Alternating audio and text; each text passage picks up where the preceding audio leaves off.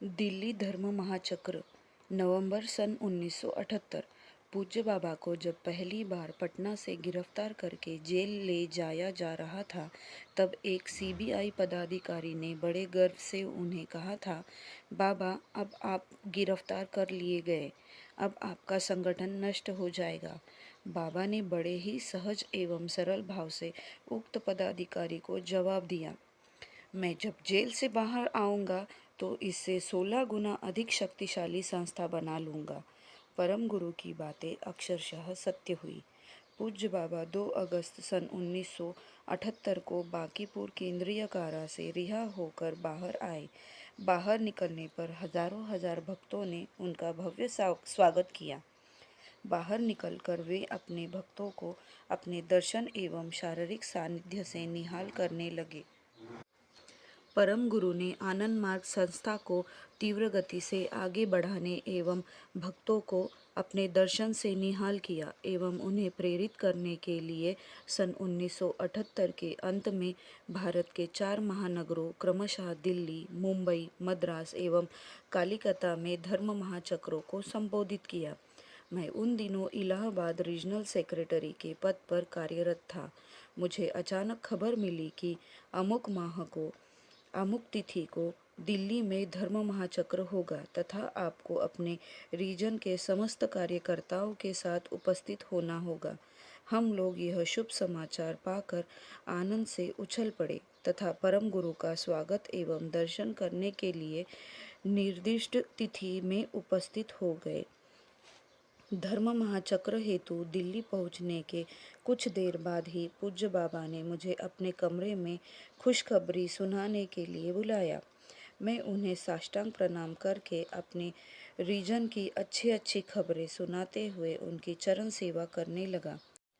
पूज्य बाबा अपनी सेवा का मुझे मौका देकर करीब 1 घंटे तक अपना असीम प्यार लुटाते रहे।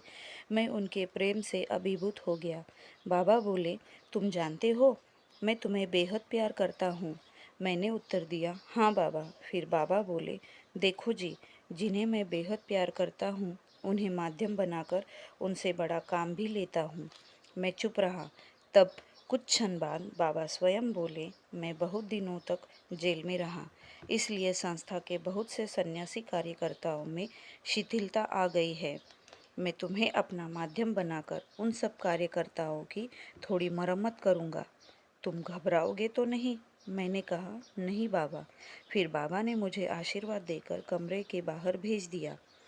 कुछ ही देर बाद पूज्य बाबा के व्यक्तिगत सचिव मुझे बुलाने आए।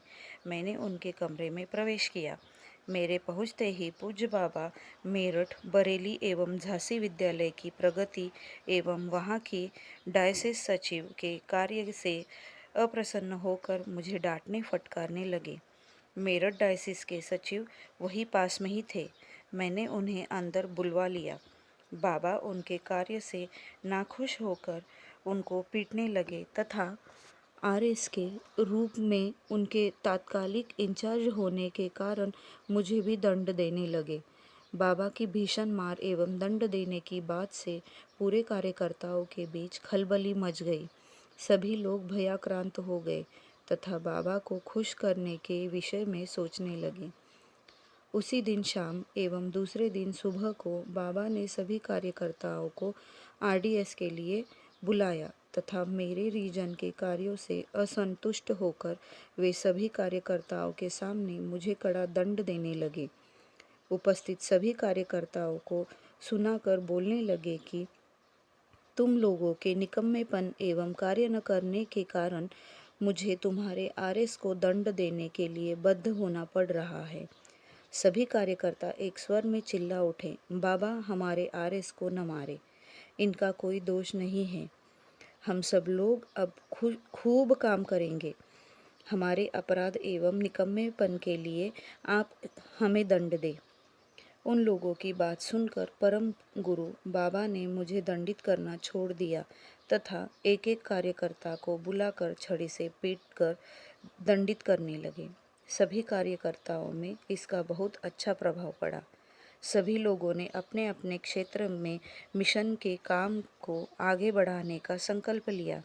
इस प्रकार पूज्य बाबा ने एक ओर जहां अपनी छड़ी से कार्यकर्ताओं में उत्साह उमंग भर दिया, वहां दूसरी ओर धर्म महाचक्र के माध्यम से कार्यकर्ताओं एवं मार्गियों को उच्च आध्यात्मिक तरंग से स्पंदित कर दिया। उस आध्यात्मिक स्पंदन एवं ऊर्जा से उत्साहित होकर मार्गी एवं सन्यासी कर्मियों का उत्साह कई गुना अधिक बढ़ गया, जिससे संस्थागत कार्य केवल भारत में ही नहीं वरन पूरी दुनिया में तीव्र गति से होने लगा। बाबा ने सीबीआई पदाधिकारी को कही गई अपनी बात को चरितार्थ कर दिखाया कि उनके जेल से निकलते ही उनका मिशन 16 गुना बढ़ जाएगा। मैं परम गुरु का माध्यम बनकर अपने को धन्य समझने लगा। इस अकिंचन पर उनकी अहेतुकी कृपा इसी तरह से बनी रहे।